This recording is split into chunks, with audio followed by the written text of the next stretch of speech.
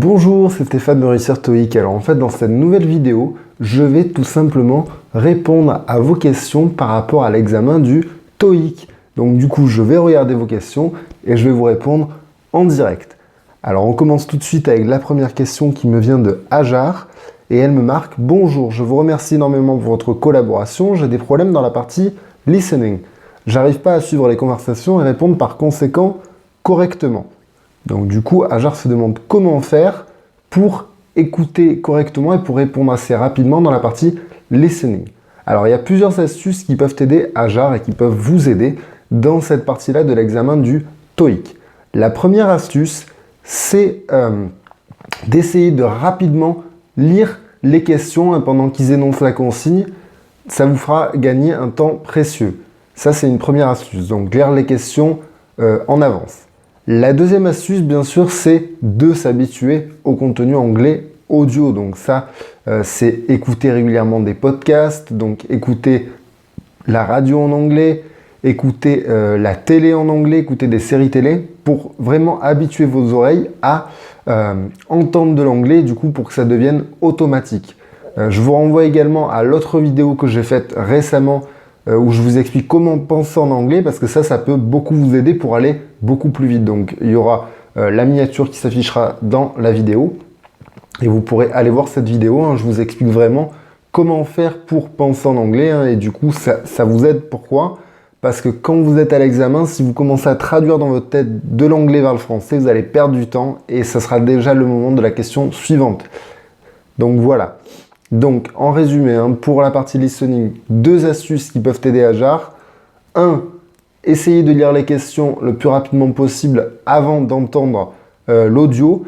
Et 2. Bien sûr, essayez de penser en anglais le plus possible et de traduire le moins possible. Voilà. Donc ça, c'était pour la première question qui nous venait de Hajar. La deuxième question nous vient de Bruno. Alors Bruno me dit « Bonjour. Je suis cadre en activité, j'ai passé un diplôme via la VAE. Cela fait 10 ans que je n'ai pas pratiqué l'anglais et même à l'époque, cela n'était pas mon fort, ni ma matière préférée. Pour valider complètement mon diplôme, je dois obtenir le TOEIC à 550 points. Après avoir pris quelques cours et travaillé personnellement, j'ai passé le TOEIC en décembre 2015 où j'ai obtenu 340, 180 et 160. Il me reste jusqu'à fin novembre 2016 pour obtenir, sinon je perds mon diplôme. Mais idéalement, j'aimerais l'obtenir avant juin, car je dois jongler entre mon travail, les révisions du TOEIC et ma vie personnelle, où il ne me reste pas beaucoup de temps libre. Donc au final, en fait, ce que tu me dis, Bruno, c'est que tu veux gagner donc à peu près 210 points au TOEIC avant fin juin. Donc normalement, je te rassure, si on prend le temps, c'est possible de gagner 210 points en plusieurs mois. Donc il te reste à peu près 4 mois pour réviser. En fait, moi, ce que je vois dans ta question, Bruno, c'est plutôt une question de temps. Je n'ai pas le temps, je ne trouve pas le temps. Alors du coup, moi, ce que je te conseille de faire, c'est vraiment de te faire un emploi du temps et de regarder au niveau de ton emploi du temps actuel, combien de temps tu passes à tes différentes activités et tu regardes s'il y a des activités que tu pourrais réduire pour y incorporer l'apprentissage du TOEIC.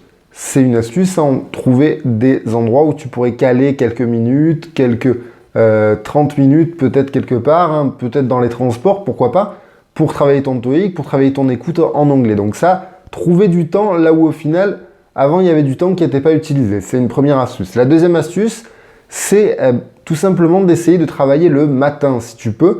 Dans ma vidéo que j'ai faite récemment, je vous explique justement quel est le meilleur moment pour réviser.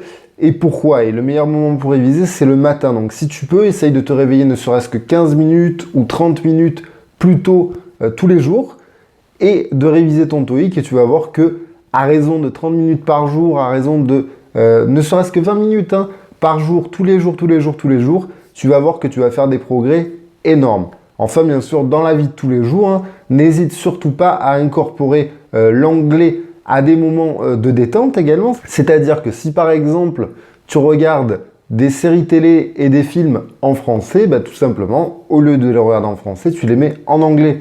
Et grâce à ça, tu vas pouvoir travailler ton TOEIC, travailler ton anglais sans en avoir l'impression. Voilà Bruno, donc c'était mon astuce.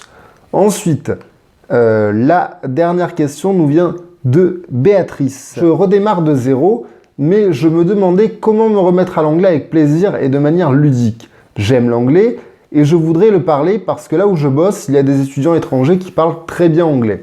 Et j'ai du mal à les aider à comprendre notre langue, donc je bricole entre français, anglais et des gestes en fait. Mais du coup, ça m'a décidé à me remettre à l'anglais. Mais je ne sais pas trop comment pour que ça ne me décourage pas. Donc en tapant, d'accord, ok. Vous avez découvert mon site. Ok.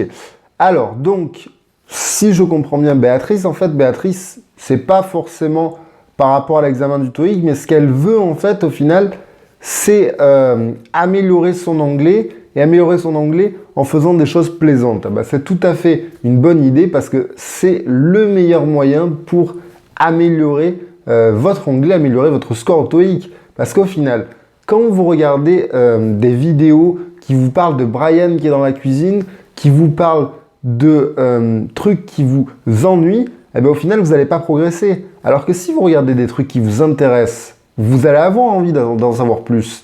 Donc du coup, ça, c'est une clé qu'elle a montré Béatrice. Peut-être qu'elle ne l'avait pas perçue comme ça, mais c'est une clé en fait. C'est-à-dire que pour réviser votre anglais, pour réviser ton anglais, Béatrice, il faut tout simplement mettre l'anglais dans la vie de tous les jours via des trucs qui te font plaisir. Donc que ça soit des séries télé, des films, des livres, tu peux lire des livres de non-fiction également, c'est super intéressant en anglais.